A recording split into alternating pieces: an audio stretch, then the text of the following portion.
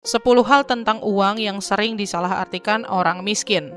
Keamanan dan keberhasilan finansial seringkali menjadi hal yang sulit dipahami oleh kebanyakan orang. Prinsip-prinsip dasar yang salah tentang uang bisa membuat kita bangkrut atau bahkan miskin. Meskipun alasan dibalik kemiskinan tuh sangatlah kompleks dan beragam, ketidakpahaman dan kekeliruan tertentu soal uang bisa membuat kita mengalami masalah keuangan. Apalagi jika kita udah punya prinsip ataupun keyakinan yang membuat kita terjebak dalam jurang kemiskinan, menghalangi kita dalam mencapai financial freedom atau kebebasan finansial.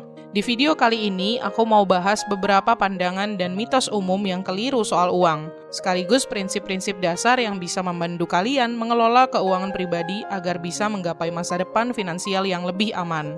Oke, ini adalah 10 kesalahan tentang uang yang sering disalahartikan oleh banyak orang yang mungkin menghambat kita mencapai keuangan yang stabil. Pertama, percaya bahwa menabung gak mungkin dilakukan dengan penghasilan rendah. Pandangan semacam ini sebenarnya seringkali berubah menjadi sugesti ke diri kita sendiri. Meskipun menghemat anggaran dengan ketat udah jadi challenge tersendiri, tapi hal ini gak sepenuhnya mustahil dilakukan. Mengembangkan kebiasaan menabung, meskipun dalam jumlah kecil, pada akhirnya membuat kita bisa membangun safety net atau jaring pengaman finansial seiring berjalannya waktu. Bagi kalian yang berpenghasilan rendah, langkah pertama yang bisa kalian lakukan adalah mengurangi pengeluaran. Putar otak supaya bisa memotong pengeluaran yang paling besar. Misal dalam sehari kalian ngabisin uang 50.000 buat makan, cari alternatif lain yang memungkinkan kalian makan hanya 20-30.000 aja, mungkin dengan masak. Dan langkah kedua, kalian harus menambah pemasukan, entah itu dengan pindah kerja yang gajinya lebih tinggi, atau punya side income lewat pekerjaan tambahan, buka usaha jualan misalnya. Karena dari uang yang udah kalian dapetin per bulan itu, kan ada yang terpakai buat kebutuhan dan bayar tagihan. Nah, selain itu harus ada spare uang untuk ditabung secara rutin setiap bulan. Kedua, nggak paham soal pentingnya edukasi dan literasi keuangan. Banyak orang mengabaikan edukasi keuangan. Padahal literasi keuangan ini merupakan alat penting untuk memahami cara mengelola uang secara efektif. Tanpa landasan literasi keuangan yang kuat, kita bisa kesulitan mengambil keputusan keuangan yang mendasar dan kehilangan peluang untuk meningkatkan kekayaan kita. Supaya bisa melek keuangan, kalian bisa follow dan subscribe menuju kekayaan, atau bisa juga perkaya pengetahuan lewat baca-baca buku seputar keuangan ya. Ketiga, memprioritaskan pengeluaran jangka pendek dibanding perencanaan keuangan jangka panjang. Fokus pada kebutuhan yang nggak mendesak alih-alih kebutuhan jangka panjang bisa menyebabkan ketidakstabilan keuangan. Tanpa rencana jangka panjang, kita akan mudah terjerumus ke dalam siklus hidup dari gaji ke gaji tanpa membangun landasan finansial yang stabil dan bisa berkembang menjadi kekayaan di masa depan. Keempat, menganggap investasi hanya untuk orang kaya. Berinvestasi mungkin kelihatan seperti game bagi orang kaya yang nggak sulit beli investasi. Padahal sebenarnya investasi itu bisa loh diakses oleh hampir semua orang.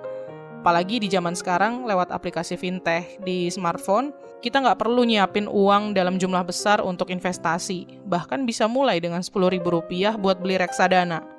Jadi pandangan soal investasi hanya untuk orang kaya ini udah nggak relevan ya. Dengan memulai dari hal kecil dan mempelajari dasar-dasarnya, kalian yang gajinya masih sedikit juga bisa kok mulai berinvestasi untuk masa depan. Kelima, bergantung pada utang dengan bunga tinggi tanpa memahami konsekuensinya. Utang berbunga tinggi bisa menjadi jebakan yang sulit untuk dihindari. Tanpa memahami dampaknya, kita akan terjebak dalam siklus utang yang tidak pernah selesai dan dengan cepat menghabiskan uang yang kita dapetin setiap bulan. Selalu hindari utang yang bunganya tinggi dan fokuslah untuk melunasi utang kalian. Keenam, gak bisa mengelola utang positif. Utang tuh gak selalu negatif atau buruk ya. Ada juga utang-utang yang positif alias utang produktif yang mendukung stabilitas dan kesehatan finansial kita.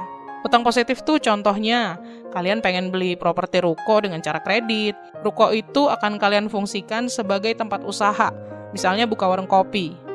Sehingga meskipun setiap bulan kalian ngeluarin uang untuk bayar cicilan ruko, kalian juga dapat pemasukan dari jualan kopi itu. Jadi, utang kalian itu bersifat produktif, alias menghasilkan uang yang lebih besar dan kalau bisa berkelanjutan. Dengan kemampuan mengelola utang positif, kita bisa lebih fleksibel dan punya kesempatan untuk membangun kekayaan. Ketujuh, Menghindari nasihat keuangan profesional karena nggak percaya ataupun persepsi biaya. Nasihat keuangan dari perencana keuangan profesional tuh mungkin kelihatan mahal atau kita nggak terlalu butuh ya. Tapi nasihat dan anjuran itu bisa menjadi investasi berharga untuk masa depan keuangan kita.